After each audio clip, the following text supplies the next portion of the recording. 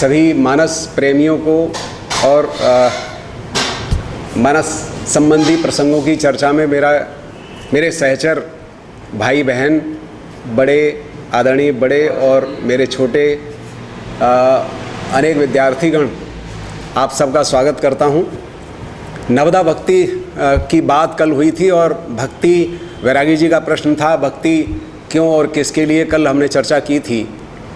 आज मैं परिवार को लेकर थोड़ी सी चर्चा करना चाहूँगा कि हमारे परिवार, संयुक्त परिवार से आज हम माइक्रो फैमिलीज़ तक आ गए हैं, तो उसमें कुछ बातों को लेकर मैं आपके सामने रखना चाहता हूँ।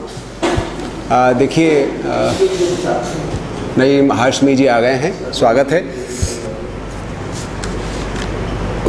5-6 प्रसंगों को लेकर चर्चा करूंगा और इसके बाद विकास जी का कल का प्रश्न था कि बच्चों में विवेक कैसे जागृत किया जाए, इस पर चर्चा करूंगा।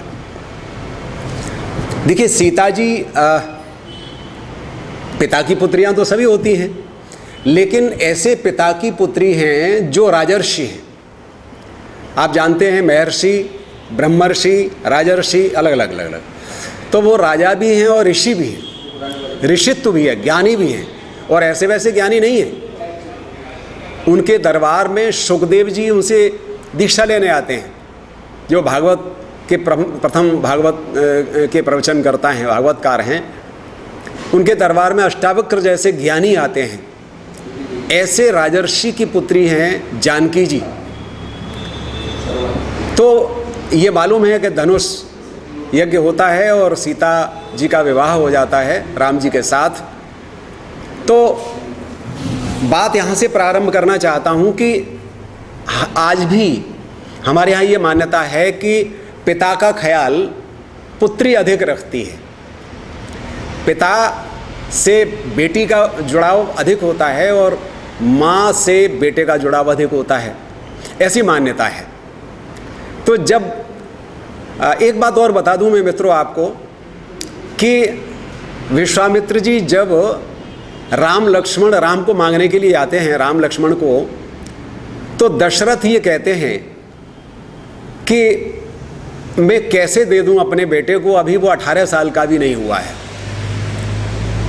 और सीता जी के बारे में ये मान्यता है, कुछ लोग 9 साल, कुछ लोग 7 साल अगर छोटा मानते हैं जानकी जी को, तो अगर ये 18 साल के भी मान ले राम को, तो जानकी जी को लगभग 11 या 12 साल का मान सकते हैं।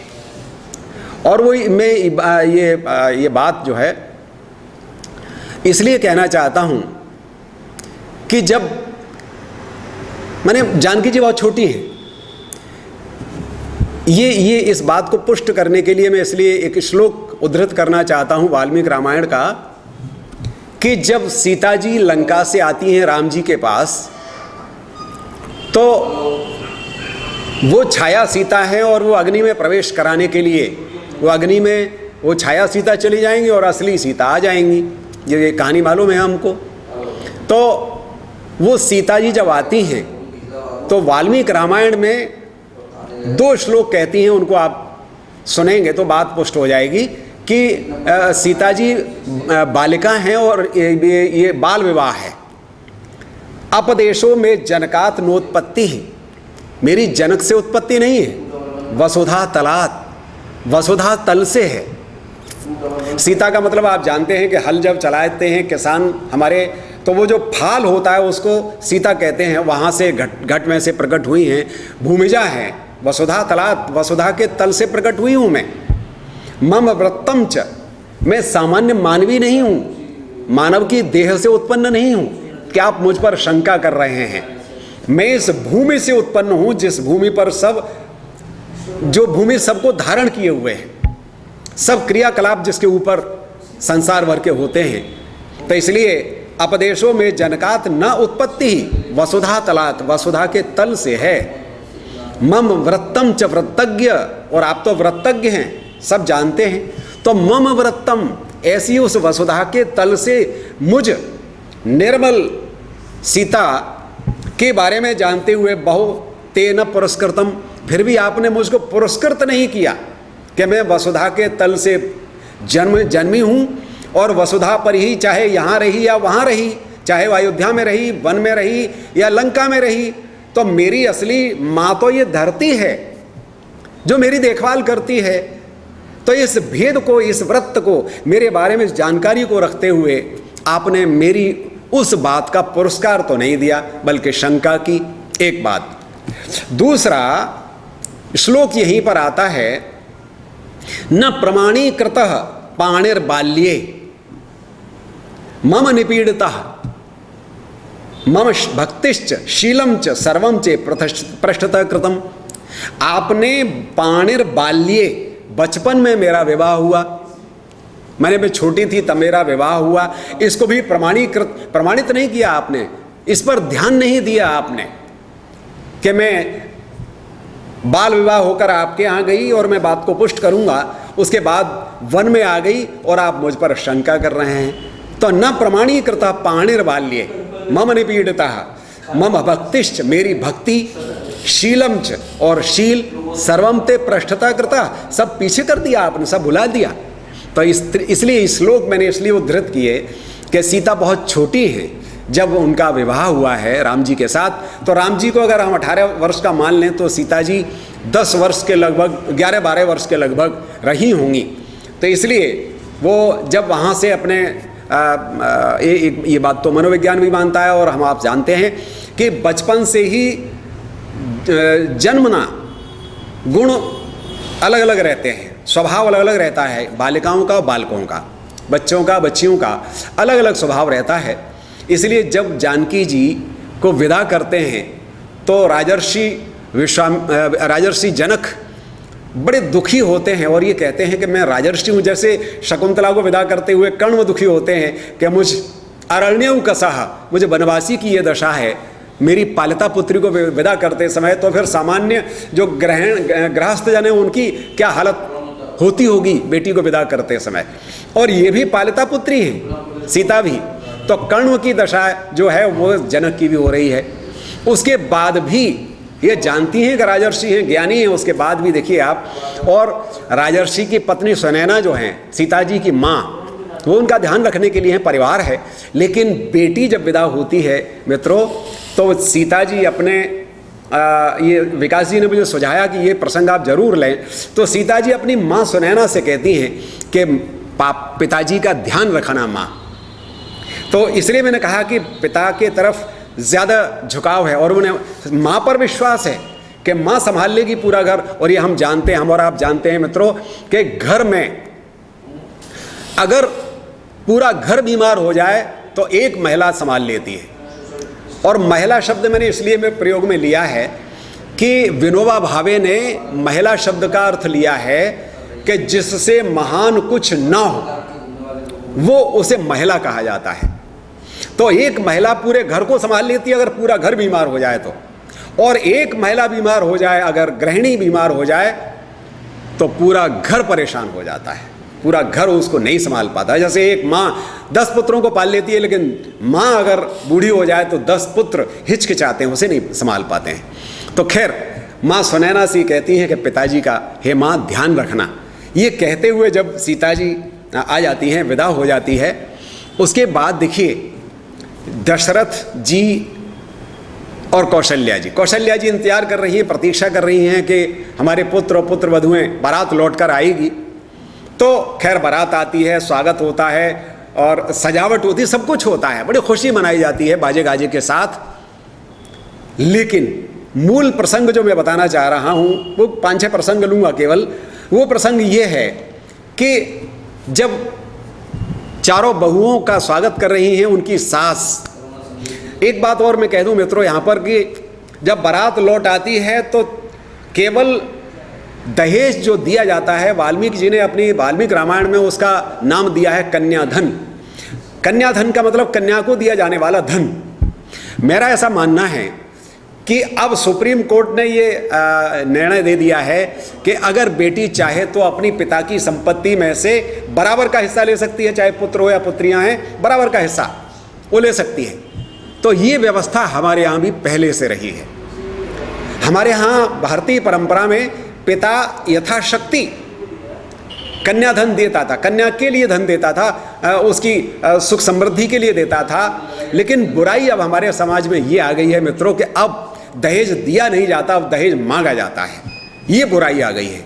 तो वो कन्या धन है, और इसलिए हम जानते हैं कि बेटी को यथाशक्ति पिता ने दे दिया, और बाद में भी जब जब बेटी आती है तो पिता यथाशक्ति उसको धन देकर, बहुत सारी चीज़ें देकर जो घर में होती हैं उसको देकर विदा करता है, जिससे उसका दो बातें, एक तो उसका हक है और दूसरा इस घर से उसका जुड़ाव बना रहे कि बेटी ये तेरा मायका है, चिंता मत करना, यहाँ तेरा हक है।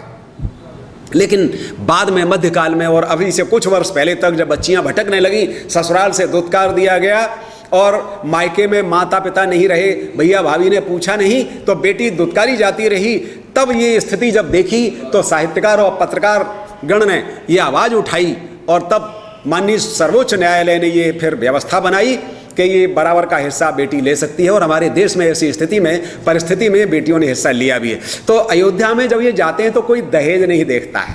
दहेज का वर्णन केवल वहाँ तुलसीदास जी करते हैं कि राजा जनक ने इतनी गायें दी, इतने रथ दिए, सैनिक दिए, सेवक, ये सब दिया, लेकिन अयोध्या में कोई जिक्र नहीं होता है कि क्या दिया है। जबकि मित्रों हमारे यहाँ जब बारात लौट कर आती है तो हमारी जो धन लिप्सा है, अगर हम बेटे के पुत्र हैं तो हमारी नज़र ये रहती है बहुत सारे लोगों की, अब तो खैर समय बदल रहा है, बेटी पढ़ी लिखी है तो बराबरी से अब, लेकिन फिर भी एक नज़र रहती है कि दहेज में क्या मिला है। तो मित्रों यहाँ अयोध्या में इसका कोई जिक्र नहीं है कि दहेज में क्या मिला है। वो सुंदर बेटियाँ आई हुई हैं, उनका स्वागत हो रहा है, परंपराओं का निर्वाह हो रहा है, और जब रात अधिक हो जाती है तो आप देखिए जो मैं बात कहना चाहता हूँ, जो तुलसीदास जी ने लिखी कि कौशल्या आदि जो रानियाँ हैं, कौशल्या क्योंकि बड़ी हैं, तो वो उन बहुओं के पास बैठी हुई हैं, और राजा दशरथ को ये लगता है कि रात बहुत हो गई है, और वो भी जब राम 18 वर्ष के हैं तो 18 वर्ष के हैं तो 18 वर्ष कोई बहुत अधिक उम्र नहीं होती है, और ये बहुएं जो हैं वो तो और छोटी हैं, 7-1 साल छोटी हैं, तो लड़कियां हैं। तो इसलिए राजा दशरथ दो बातें कहते हैं, लड़का श्रमित उनीद बस सैन कराव हो जाए। ये लड़के हैं, ये थक गए होंगे, ये यात्रा करके आए हैं, इनको जाकर के सैन कराओ, सुलाओ। और दूसरी बात क्या कहते हैं, दो महत्वपूर्ण बातें हैं। दूसरी बात कहते हैं राजा दशरथ कौशल्या से कहते हैं, जबकि हमारे यहाँ क्या होता है, अगर बेटी की शादी हो के आ जाए तो बीच में कुछ ऐसी मान्यता हो गई कि बहू आ गई है तो हमारी सेवा करने वाली आ गई।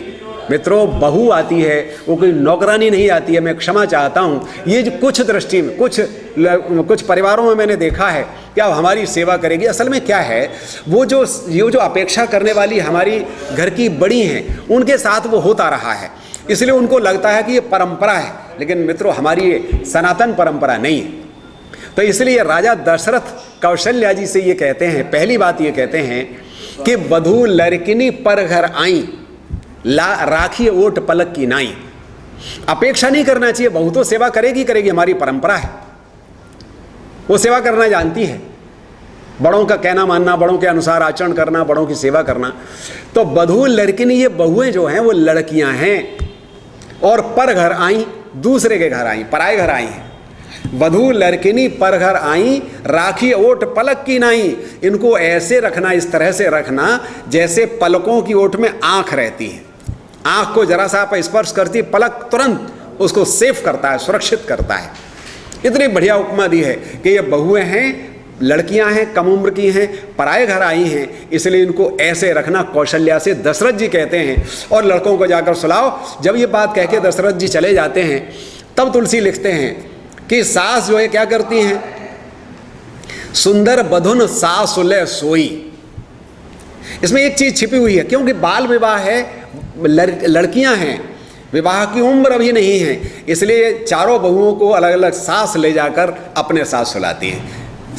सुंदर बधुन सासुले सोई, फनिकन जस सिर मन उर गोई। जैसे जो फणिक होता है, जो सर्प होता है, अपनी मणि को प्रेम से रखता है, हिफाजत से रखता है, इस तरह से सास उनको लेकर के अपने साथ सुलाने के लिए ले गई। ये बात मैं कहना चाहता था।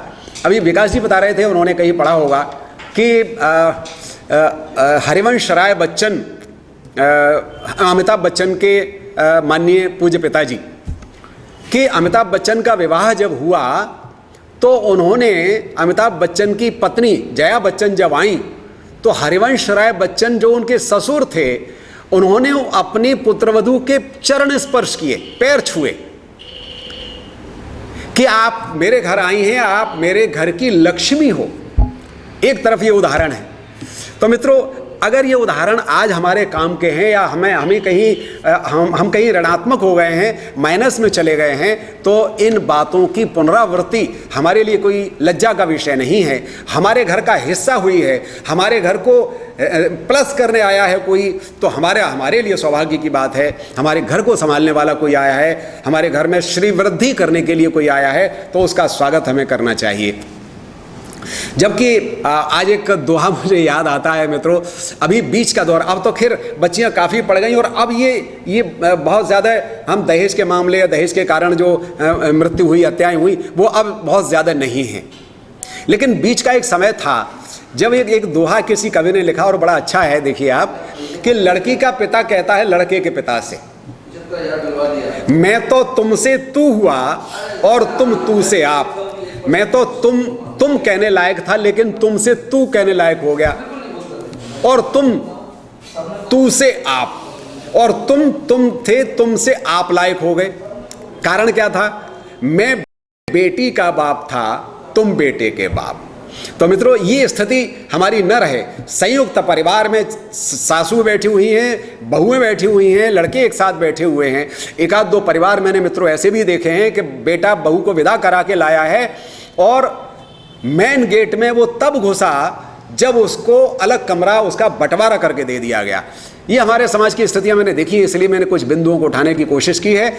एक तो ये, दूसरी बात, जब 7-1 साल ये रहते हैं, और 7-1 साल रहने का मतलब है जब जो लड़कियां ब्याह कर आई हैं, लड़कियां लगभग 18 वर्ष की हो जाती हैं और राम जी 25 वर्ष के हो जाते हैं, उस समय राजा दशरथ ये सोचते हैं कि हमें राम का राज्याभिषेक कर देना चाहिए। तो क्योंकि मैं इसलिए बात कह रहा हूँ कि राम जब लौट कर आए हैं, उनका राज्याभिषेक की तैयारी हो रही है, तो वो 39 साल के थे, ऐसा विवरण है। तो 25 और 14 39, तो 25 साल के लगभग हैं राम जब वनवास जाते हैं। विज्ञजन और ज़्यादा जानते होंगे, प्रामाणिक जानकारी, लेकिन लगभग ये मुझे लगता है कितने वर्ष के रहे होंगे। दूसरा, जब राम को, देखिए कर्तव्य परायणता की बात कर रहा हूँ हमारे परिवारों में, जब से हमारे यहाँ में, ये नहीं कह रहा हूँ कि बहुत बुराई है, कि बेटिया को हमारे यहाँ जब विदा किया जाता था तो उसे बहुत सारी घर संभालने की शिक्षाएं दी जाती थी, और जब से मोबाइल दिया जाने लगा है तो कहीं ना कहीं उसके दिमाग में रहता है। देखिए, बहू बनकर जब बेटिया जाती है तो उस घर को एडॉप्ट करती है, अपनाती है कि ये मेरा घर है, अब मैं इस घर की सदस्य हूँ। धीरे धीरे वो उसमें रचना पचना चाहती है। लेकिन ये गलत है कि वहाँ जो भी हो रहा है वह मोबाइल से हम अपने मायके में सूचित करते रहें, या कोई भी जरा सी बात है तो हम उनके संरक्षण में गए हैं, तो इसलिए हमें वहाँ अडॉप्ट करना चाहिए। तो लेकिन हम बात पर अगर हम इधर मायके में जुड़े रहेंगे तो फिर हम वहाँ उसको अडॉप्ट कब कर पाएंगे? तो इसलिए बैलेंस, संतुलन हमेशा आवश्यक है। खैर, जब वनवास की बात होती है तो राम शहर स्वीकार करते हैं। प्रसन्नताम या अनगताभिषेकतस्ततान ममले वनवासो दुःखता, उनके मुंह पर कोई प्रसन्नता में कोई कमी नहीं आती है। जैसे यहाँ वैसे वन का राज्य दिया है, ये माँ से कहने जाते हैं कौशल्या जी से। लेकिन सीता को जब पता चलता है कि ये इनको वनवास हुआ है तो वो आती हैं और अपने तर्क देती हैं। वो भय दिखाते हैं, राम के वन में इतने सारे कष्ट हैं, इतनी परेशानियाँ आएंगी। हाँ, कौशल्या भी कहती हैं कि मेरी सेवा करने के लिए, राम कहते हैं कि माँ अकेली रह जाएंगी इनकी सेवा करने के लिए। लेकिन एक बात मैं बताऊं, मैंने वो भी एक दौर देखा है मित्रों, हमने या मेरे समवयस्क जो होंगे उन्होंने देखा होगा कि एक बीच में एक दौर ऐसा रहा कि जब कोठी की शादी कोठी से हुआ करती थी, जमीन जायदाद की शादी जमीन जायदाद से हुआ करती थी। लेकिन अब ऐसा नहीं है। अब बेटी शिक्षित होती है तो उसके अनुसार वर देखा जाता है, वर से शादी होती है। और वो सीता भी तर्क वही देती हैं कि मेरे लिए आपके बिना ये अयोध्या के जितने सुख हैं वो सब व्यर्थ हैं, और इसलिए एक चौपाई में कहना चाहता हूँ कि वो जो सीता तर्क देती हैं कि तनु धनु धाम धरन पुर राजू, तनु धनु तन धन धरन और पुर राजू अयोध्या का राज्य, पति विहीन सब शोक समाजू, पति के रहित होकर एक पत्नी के लिए सब शोक का समाज है, वो कोई सुख देने वाला नहीं है। और इसलिए एक बढ़िया उपमा तुलसीदास जी देते हैं, जिय बिनु देह नदी बिनु बारी, तैसे ही नाथ पुरुष बिनु नारी। कि जिय बिनु देह, जिस तरह से बिना जीव के शरीर होता है। भाई कल मैंने एक व्याख्या में ये बात ली थी कि बिना प्राण के, बिना आत्मा के शरीर निर्जीव हो जाता है। निर्जीव शब्द भी है, जीव रहित, तो वो बेकार हो जाता है, जिसे हम मृत होना कहते हैं। तो जिय बिनु देह, जीव के बिना शरीर, और नदी बिनु बारी, और बिना पानी के नदी। वो नदी कैसी? जिसमें जल न हो। जल का मतलब तरलता। देखिए दोनों उपमाओं को समझ लीजिए मित्रों कि बिना जीवात्मा के शरीर व्यर्थ है। इसी तरह से तैसे ही नाथ पुरुष बिनु नारी, वैसे ही एक नारी के लिए पुरुष उसके जीवन की पहचान है। और हम और आप जानते हैं कि हमारे समाज में एक समय बाल विवाह का विरोध जब राजा राम मोहन राय ने किया, और जो हमारी बच्चियां, बड़ी सुंदर सुंदर युवा बच्चियों को जब उन्होंने देखा कि सिर मुड़ाकर ये कमरे में बंद कर दिया गया है, तो उन्होंने उन विधवाओं के विवाह का समर्थन किया। बड़ा विरोध, उनको उनकी माँ से ही विरोध सहना पड़ा। लेकिन बाद में ये समाज ने समझा इस बात को, और वो बाल विवाह भी बंद हो गया, और जो विधवाएं हो गई थी उनके विवाह कराए गए। उसका समर्थन किया हमारे भारतीय समाज ने। तो हमारे समाज में कोई अगर युवा है, कोई बच्ची है, तो उसका जीना दूभर हो जाता है, क्योंकि उससे पहचान मांगी जाती है कि भाई कौन है, किसकी पत्नी है ये। तो उस पुरुष प्रधान समाज में कभी श्रीमती अमुक अमुक फलाने की पत्नी है, तो उसकी सेफ्टी मानी जाती है, वो सुरक्षा कवच है उसका। इसलिए कहा सीता जी ने, जिय बिनु देह, जैसे शरीर बिना जीवात्मा के और बिना तरलता के, बिना शीतलता के, बिना तरंगायित होते जल के नदी होती है, तैसे ही नाथ है नाथ, वैसे ही। और नाथ भी कहा कि आप मेरे स्वामी हैं, आपके बल पर मैं यहाँ आई हूँ, और आप ही चले जाएंगे तो फिर। तो इसलिए बहुत सारी शंकाएं, बहुत सारी इसके पीछे छिपी हुई हैं कि मैं 14 वर्ष की बात है। तो इसलिए जिय बिनु देह नदी बिनु बारी, तैसे ही नाथ पुरुष बिनु नारी। इसलिए इसी तरह से बिना पुरुष के नारी की स्थिति होती है, ये तर्क देती हैं। और उसके बाद वन को चली जाती हैं। एक तुलना करें कि हम आज बहुत धैर्यहीनता के युग में जरा सी बात पर सुसाइड, आत्महत्या के केस आ रहे हैं, जरा सी बात पर। सीता जी ये तर्क देते हुए राम के साथ जाती हैं। मैं ये नहीं कह रहा हूं कि मैं पुरुष का पक्ष ले रहा हूं, लेकिन दोनों तरफ से मैंने ये देखा है, दोनों तरफ के सुसाइड के केस आ रहे हैं। ये नहीं होना चाहिए, हमें प्रेरणा लेनी चाहिए कि एक पिता एक दूसरी माता का कहना मान करके, राम एक पुत्र बाहर जंगल में 14 वर्ष के लिए चला जाता है, और उनकी पत्नी जो 18 वर्ष के लगभग है, न्यूली मैरिड ही मानना चाहिए, वो अपने पति के संग जंगल जाने को तैयार रहती है, और थोड़े बहुत नहीं 14 वर्ष के लिए, और बढ़िया तर्क देकर तो वो बाहर जाने के लिए तैयार रहती हैं और चली जाती हैं। और उसके बाद मैं ये कहना चाहता हूं कि सास ससुर सन मोह, ये जो सीता जी जब वन में चली जाती हैं, तो वन में जाने के बाद में वन में छोड़ने के लिए रथ पर सुमंत्र जी जाते हैं।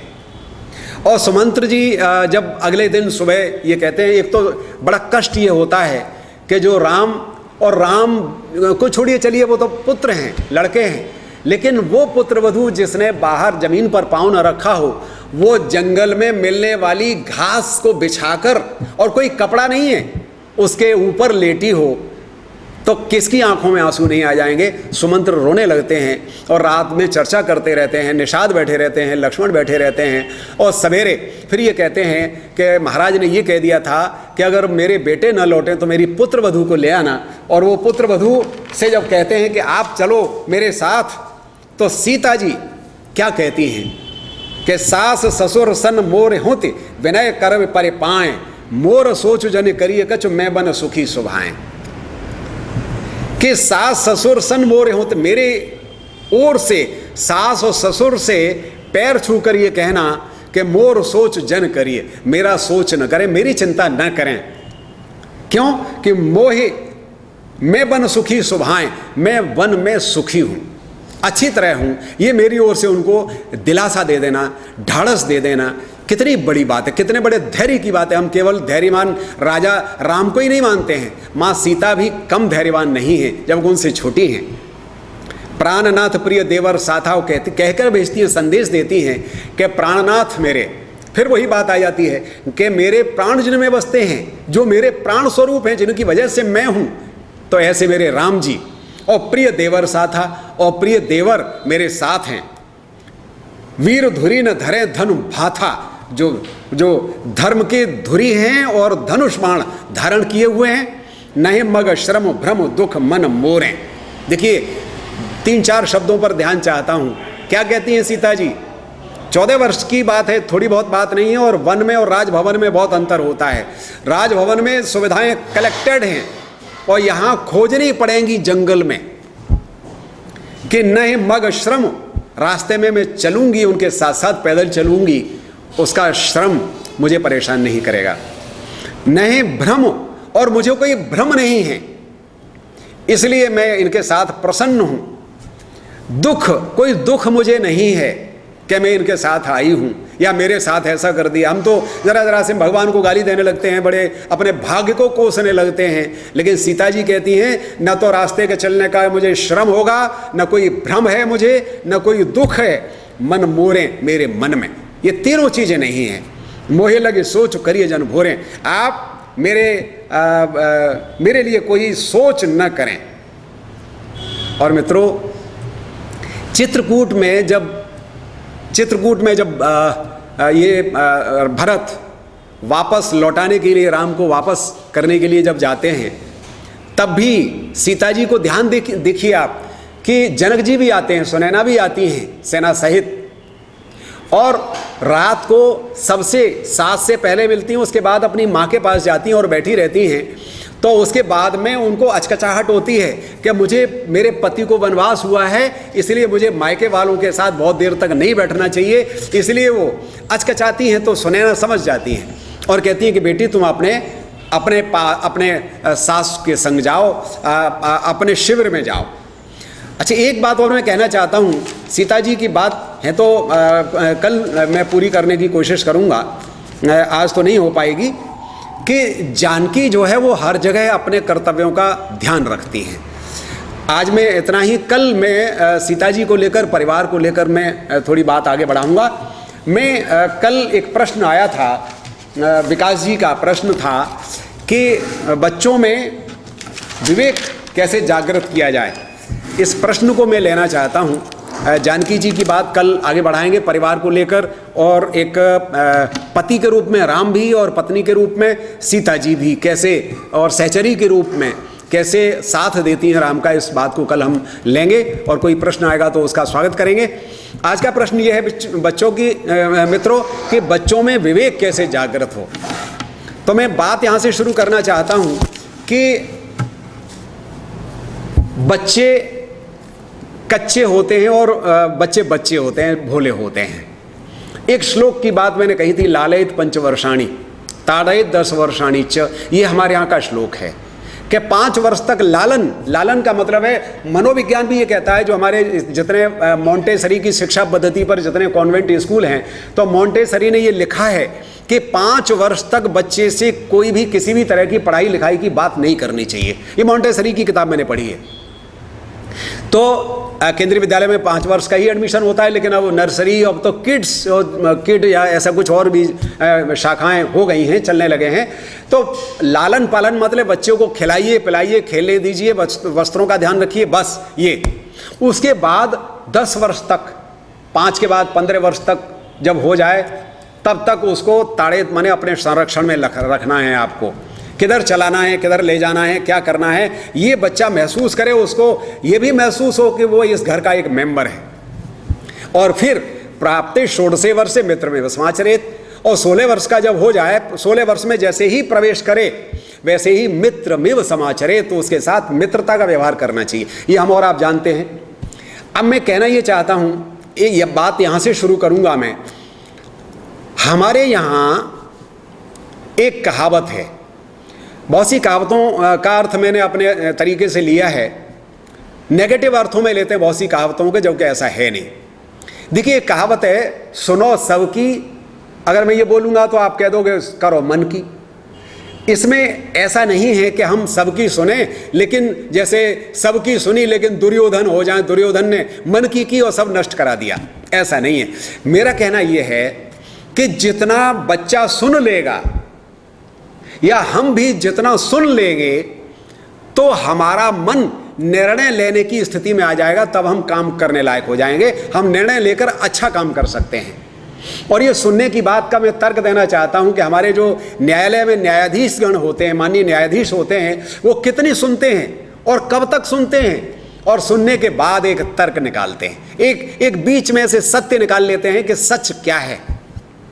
जैसे 4 लोग हों, 4 लोग खड़े हों, आप मित्र हों, आपके मित्रगण खड़े हों 4, और वो बातचीत कर रहे हों और आप चुपचाप सुन रहे हों, तो सुनने के बाद थोड़ी देर बाद आप कह देते हो कि भाई मैं समझ गया तुम क्या कहना चाहते हो, तो वो आप निर्णय लेने की स्थिति में आ जाते हो। इसका ये अर्थ है इस कहावत का कि सुनो सबकी, लेकिन आज सुनने की तो कमी है। एक दिन मैंने कहा भी था, आज सबसे बड़ी कमी है तो सुनने की है। बोल हर कोई रहा है, मोबाइल पर इतना बोलते हैं, बोलने का पैसा चुका रहे हैं, लेकिन सुनना कोई नहीं चाहता है। इसलिए यहाँ हमारे रिश्तों का क्षरण हो रहा है, दूरी बढ़ रही है। तो बच्चों की बात मैं कर रहा हूँ, तो बच्चों को ज़्यादा से ज़्यादा सुनने में आना चाहिए, इसलिए बच्चों को मोबाइल से दूर रहना चाहिए। मेरा छोटे बच्चे अगर सुन रहे हों तो मेरा निवेदन है कि उसका रेडिएशन आपको डफर बना रहा है, उससे दूर रहिए। आपके लिए आवश्यक नहीं है, जो आपकी ज़रूरत की चीज़ नहीं उससे आप दूर रहिए। देखिए हमारे यहाँ दुर्गा सप्तशती में देवी की स्तुति कई तरह से की गई है। या देवी सर्वभूतेषु छाया रूपेण संस्थिता, या देवी सर्वभूतेषु मातृ रूपेण संस्थिता, नमस्तस्यै नमस्तस्यै नमस्तस्यै नमो नमः। एक पंक्ति पर ध्यान दिलाना चाहता हूँ, या देवी सर्वभूतेषु बुद्धि रूपेण संस्थिता, विद्या रूपेण संस्थिता नहीं है उसमें, बुद्धि रूपेण संस्थिता, नमस्तस्यै नमस्तस्यै नमस्तस्यै नमो नमः। इसका मतलब ये है मित्रों कि शिक्षा का उद्देश्य जो हमारे यहाँ निश्चित किया गया है कि शिक्षा का उद्देश्य ही है कि बच्चे के अंदर जो बेस्ट बैठा हुआ है, ईश्वर ने गॉड गिफ्टेड जो बेस्ट है, प्रतिभा है, उसको बाहर लाना है। शिक्षा का ये उद्देश्य है, विद्या का ये उद्देश्य है। इसलिए हमारे यहाँ मैंने बचपन में 6ठी क्लास में संस्कृत शुरू हुआ करती थी, उस समय अंग्रेजी भी 6ठी क्लास से शुरू होती थी, तो उसमें एक पाठ हमने पढ़ा था, आपको ध्यान होगा, विद्या या बुद्धिरुत्तमा, विद्या से बुद्धि उत्तम होती है। यानी विद्या तो बुद्धिमान होने के लिए है, बनाने के लिए है आपको। तो बुद्धि उस कहानी में एक प्रसंग में जो आया है मैं बताना चाहता हूँ, और वो कहानी उस पंचतंत्र की है मित्रों, कि एक राजा के 4 मूर्ख पुत्र थे, और उस राजा ने ये कहा था कि मैं मन चाहा पुरस्कार दूंगा यदि कोई मेरे इन मूर्ख पुत्रों को बुद्धिमान बना दे, शिक्षित कर दे। अब मैं ये एक बात आपको बताना चाहूँ कि मैं बमौरी ब्लॉक के गांव में, जब मैंने प्रौढ़ शिक्षा में प्रभारी था बमौरी ब्लॉक का, तो एक हमारे बुजुर्ग उस समय मुझे मिले थे जो अंगूठा छाप थे, लेकिन पूरी रामचरित मानस उनको कंठस्थ थी। अब आप उनको क्या कहोगे? वो भले निरक्षर हैं लेकिन शिक्षित हैं, अशिक्षित नहीं मानेंगे हम उनको। तो इसलिए उनको पूरा ज्ञान था। तो बुद्धिमान होना विद्यावान होने से ज़्यादा है। तो विष्णु शर्मा नाम के व्यक्ति, आचार्य विष्णु शर्मा, उस समय राजा के पास गए थे, और उन्होंने ये कहा था कि 6 महीने के अंदर अगर मैं आपके 4 पुत्रों को शिक्षित न कर दूं, बुद्धिमान न बना दूं, विवेकशील न बना दूं, तो आप मुझे 10 कदम दूर से बाहर कर देना अपने दरबार से। और वो उन 4 पुत्रों को ले जाते हैं, अपने आश्रम में रखते हैं। और मित्रों, विश्व प्रसिद्ध है ये पुस्तक विष्णु शर्मा जी की पंचतंत्र, जिसमें जीवन के 5 तंत्र हैं, आयाम हैं, उनकी शिक्षा है उनमें छिपी हुई है। और उन कहानियों को रचने के बाद उन पुत्रों को उन्होंने बुद्धिमान बना दिया, विवेकशील बना दिया।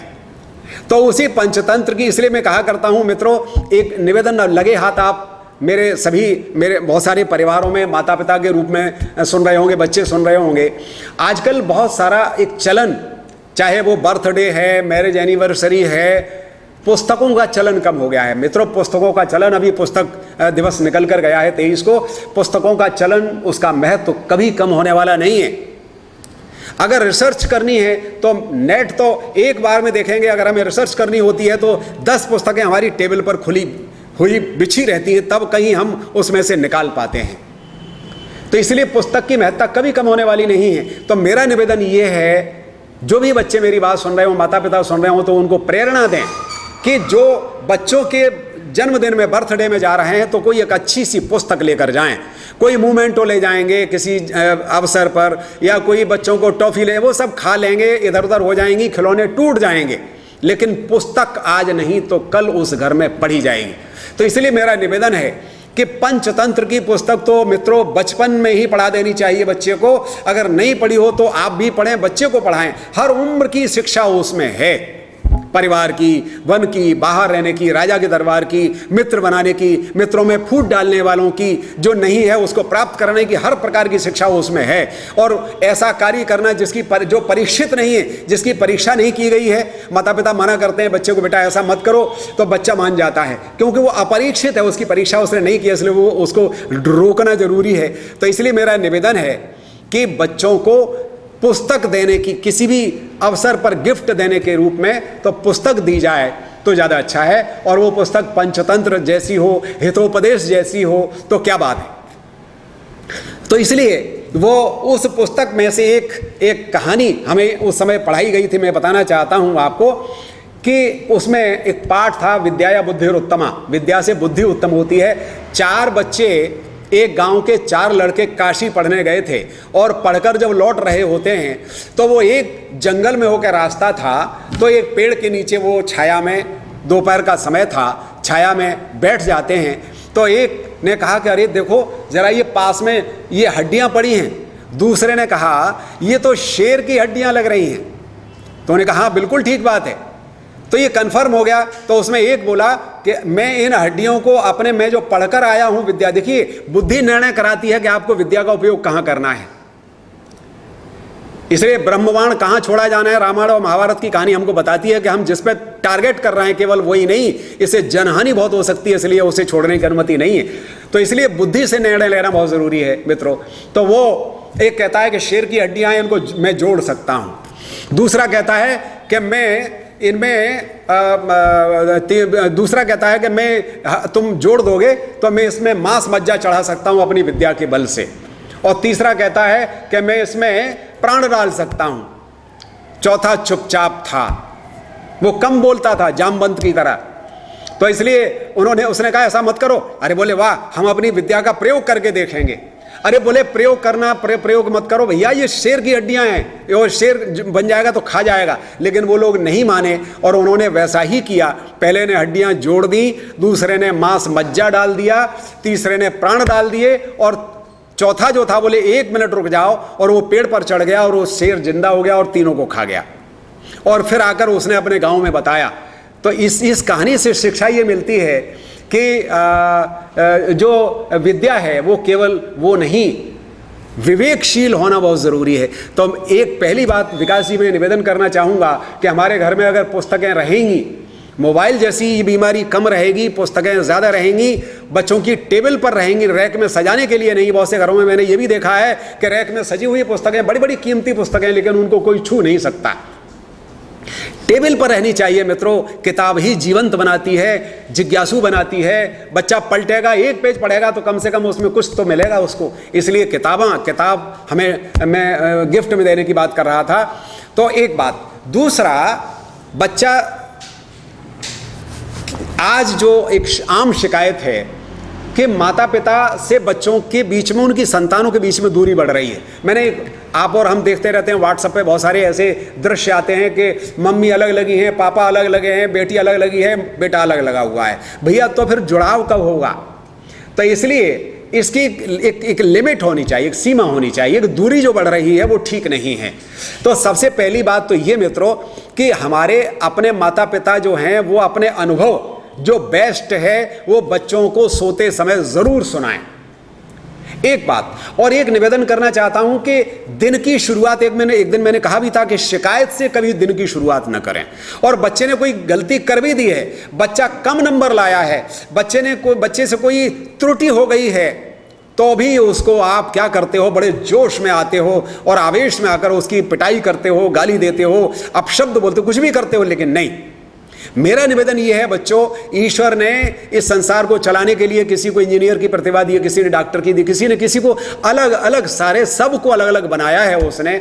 इसलिए आपको ये ऑब्जर्व करना चाहिए कि मेरे बेटे में क्या प्रतिभा है, वो क्या बन सकता है, उसको उस तरह का वातावरण दें। तो उसके लिए आप अपने अनुभवों को शेयर करिए, उनके साथ बताइए और उनके जो परिणाम निकले उनको बताइए। अच्छी अच्छी कहानियां आप पढ़िए, वो नहीं पढ़ पा रहा है तो वो पढ़ाइए। कई बार हमने फिल्मों में देखा होता है कि कोई एक बात किसी ने कही होती है या कोई कहानी उसने पढ़ी होती है, तो वो उस विशेष परिस्थिति में उसका मार्गदर्शन कर देती है, उसको उसका विवेक जगा देती है। वो हमारे अवचेतन में बैठा होता है तो वो उस समय काम आता है मित्रों, पढ़ा हुआ सुना हुआ। इसलिए आप अपनी निकटता उनको ज़्यादा से ज़्यादा देने का कष्ट करें।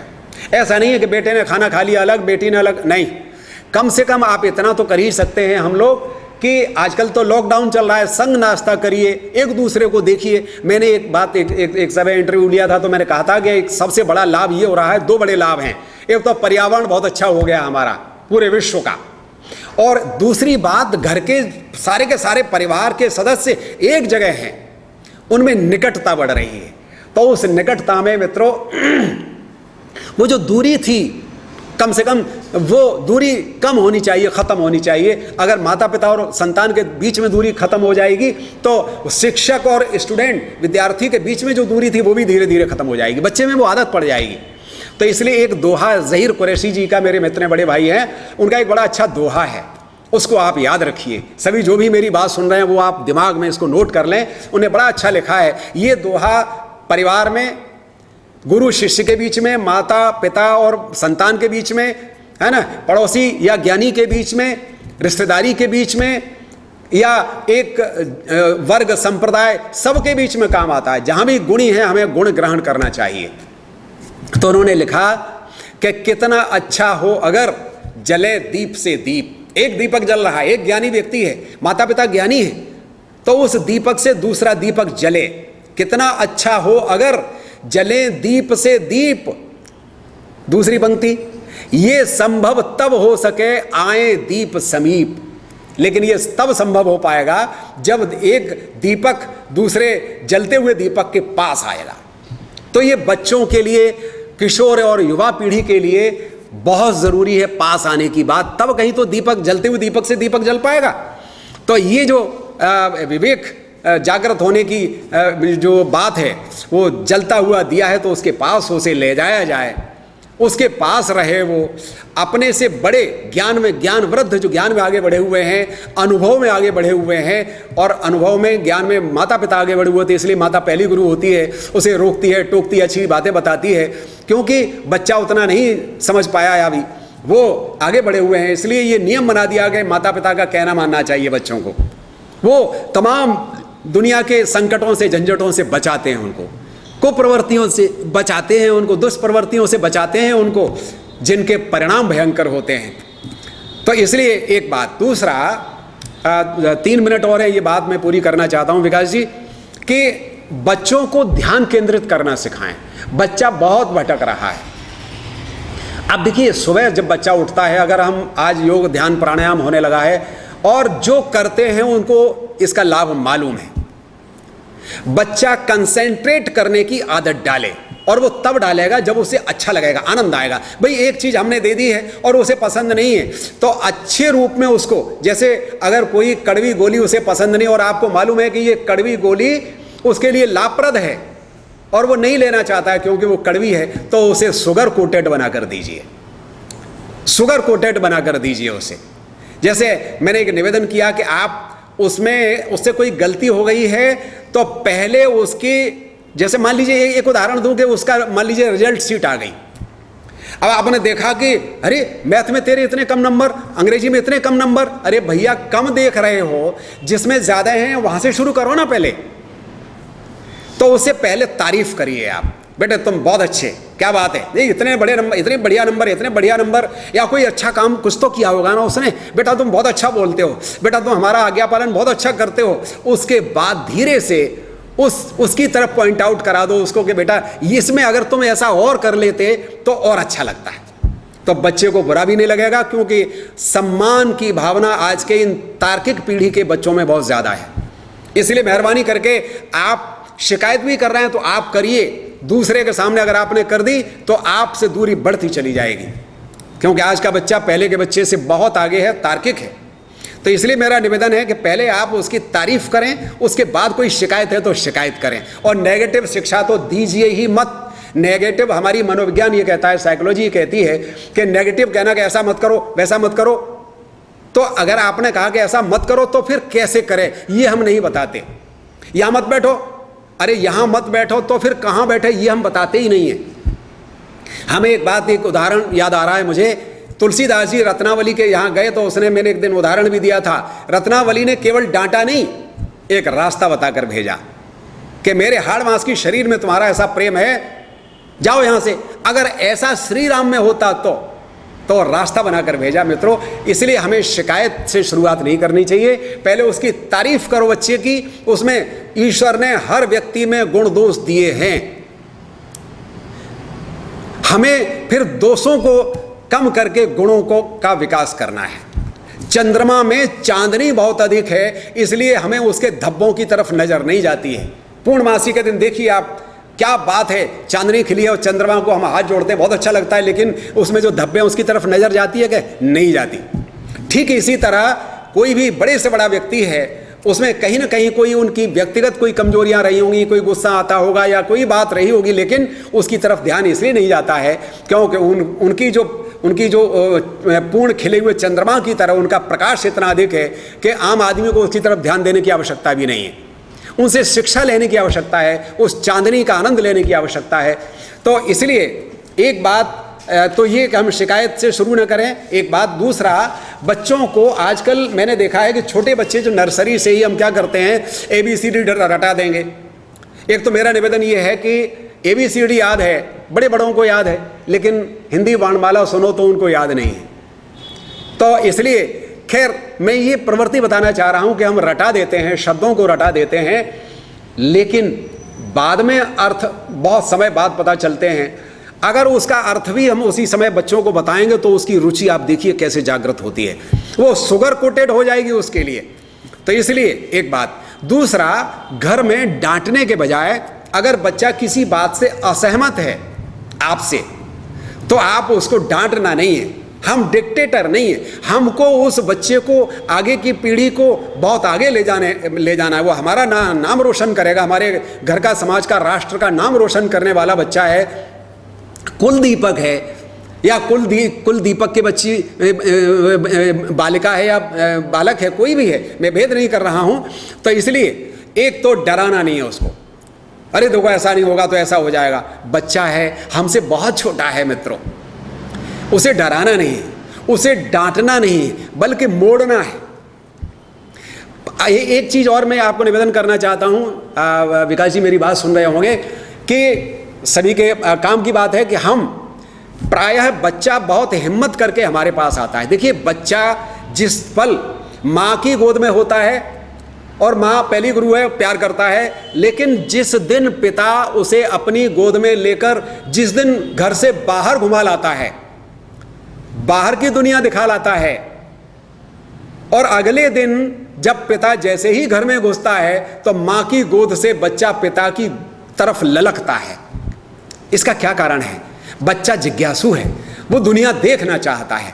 इसी तरह विद्यार्थी है, जो बढ़ती उम्र का बच्चा है, वो बहुत सारी चीज़ें जानना चाहता है, लेकिन और उसमें प्रश्न करना चाहता है। मैं अपनी बिटिया को ले जाया करता था हाट रोड पर बाजार, तो इतने प्रश्न करती थी और मैं उनके उत्तर देता था। बच्चा प्रश्न करेगा, पापा ये क्या है, पापा ये क्या है, माँ ये क्या है, उनके उत्तर हमको देने हैं मित्रों। नहीं आता है तो उसको बताइए कि अच्छा चलो पूछ कर बताएंगे, पढ़ के बताएंगे। लेकिन मैंने ये कई मित्रों को देखा है कि जैसे ही बच्चा आया, उसने कहा पापा पापा, तो इतना डांटते हैं, चल भागो यहाँ से, अभी हम बिजी हैं, बाद में आना। भैया, मेरा निवेदन ये है कि मेरे पिताजी एक बात कहा करते थे, 100 काम छोड़ के नहा ले, 1000 काम छोड़ के खा ले। नहाओ तो तबीयत से नहाओ, पूरे शरीर की शुद्धि सफाई हो जाए, और 1000 काम छोड़ के, 1000 टेंशन छोड़ के खाइए। जबकि आज की दुनिया में नहाना और खाना, ये दोनों काम जो हमारे शतायु होने के लिए ज़रूरी हैं, वो इतनी जल्दी में कर रहा है आदमी कि पूछिए मत। तो मैं एक चीज़ और जोड़ना चाहता हूँ पिताजी की इस बात में, कि 100 काम छोड़ के नहा ले, 1000 काम छोड़ के खा ले, और 1,00,000 काम हो तो उनको छोड़कर अपने बेटे की या बेटी की बात सुन ले और उसका उत्तर तलाश करे, उत्तर दे, उसको संतुष्ट करे। वो आपकी अपनी पूंजी है, वो आपको आगे ले जाने वाला है, आपके यश को आगे ले जाने वाला है। उसकी सुनिए, उसके बाद दूसरे की सुनिए, मेरा बड़ा विनम्र निवेदन है। तो ये जब करेंगे तो प्रश्न करें तो बच्चे को उत्तर जरूर दीजिए, और बल्कि मैं तो ये कहना चाहता हूं कि बच्चे को प्रश्न करने के लिए प्रेरित करिए, क्योंकि जो बच्चा प्रश्न करता है वो जिज्ञासा का लक्षण है, और जिज्ञासु है इसका मतलब विद्यार्थी। अच्छा विद्यार्थी वही है जो क्लास में प्रश्न करे। एक बात। दूसरा, 1-2 बातें और कहना चाहता हूं, समय हो गया है, कि कई बार ऐसा होता है कि हम कोई बात कहते हैं, और या हमें मान लीजिए घर में कोई चीज़ लेने जाना है, तो मेरा निवेदन है कि उस बच्चे को भी ले जाइए आप, और दुकान पर कोई चीज़ पसंद कर रहे हैं तो उस बच्चे को भी पसंद कराइए, उसकी भागीदारी रखिए आप। अच्छा आप बताइए बेटा, आप बताइए बेटा, आप बताइए, ये इसमें ये चीज़ है, इसमें ये चीज़ है। और कुछ दिन घर में भी और वो वहाँ पे भी उसके निर्णय को आप बच्चे पर छोड़ के देखिए। और मैं कहता हूँ चलिए आपको कोई चीज़ पसंद नहीं है, बच्चे की पसंद से एक बार वो आप चीज़ ले आइए, वो इतना आपका मुरीद हो जाएगा, वो आपके घर का मेंबर समझेगा अपने को कि मैंने ये कहा था तब पापा ये चीज़ लाए थे। अरे मित्रों, करिए तो सही। हम किसकी मानते हैं? दुनिया भर की मानते फिरते हैं। मैं एक उदाहरण देना चाहता हूं कि अपने बच्चे से हम तू करके बात करेंगे, डांटेंगे, फटकारेंगे, और कोई बाहर का, अपने घर में हमारे बेटे ने अगर कप तोड़ दिया तो उसमें 2 थप्पड़ रसीद कर देते हैं, और हमारा कोई मिलने वाला आया और उसके बच्चे ने हमारी कप प्लेट दोनों तोड़ दी तो कोई बात नहीं बेटा, कोई बात नहीं, कोई बात नहीं, बड़े प्यार से बोलते हैं। तो हमारा बेटा ये देख रहा है कि मैं सगा हूं कि ये सगा है। मित्रों, ये बहुत व्यावहारिक बातें हैं, इनको थोड़ा सा ध्यान में रखने से हमारा बच्चा, तो हमें प्रश्न करने के लिए जिज्ञासु करना चाहिए, उसको हमें विकल्प देना चाहिए। आप हल मत दीजिए, विकल्प दीजिए, और वो निर्णय उस पर छोड़ दीजिए कि वो भी बताए कि इसमें क्या उचित है, क्या उचित नहीं है। गलती करेगा ना। मित्रों, एक पुस्तक मैंने पढ़ी थी, डेयर टू फेल, अंग्रेजी की पुस्तक है। फेल होने के लिए हिम्मत चाहिए, लेकिन when God closes one door opens another, जब ईश्वर एक मार्ग बंद कर देता है तो दूसरा मार्ग खोल देता है। एक तरफ से असफल हुआ है ना, कई असफल व्यक्ति बड़े सफलता के शिखर पर पहुंचे हैं। तो मित्रों, एक असफलता आपके बच्चे के पूरे जीवन को निर्णायक सिद्ध नहीं कर देता है।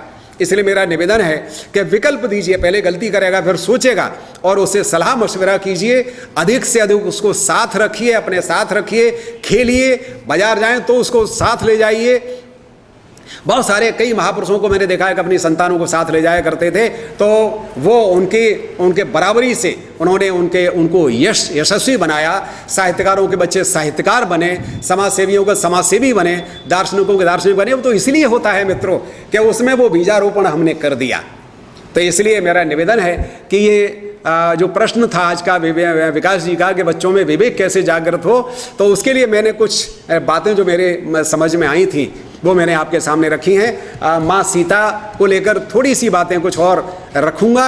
उसके बाद हमारा उत्तर प्रदेश छिबरामऊल फर्रुखाबाद उत्तर प्रदेश से एक प्रश्न मेरे पास आया है कि सो जाने जे देव जनाई, जानत तुम्हें है जाई। इस पर थोड़ी सी रसवंती चर्चा मैं करूँगा परसों से, या कल समय मिलेगा तो कल से प्रारंभ करूँगा यदि कोई प्रश्न नहीं हुआ। आज आपने साथ दिया, बहुत बहुत धन्यवाद, बहुत बहुत साधुवाद, आभार। जय जय श्री राम।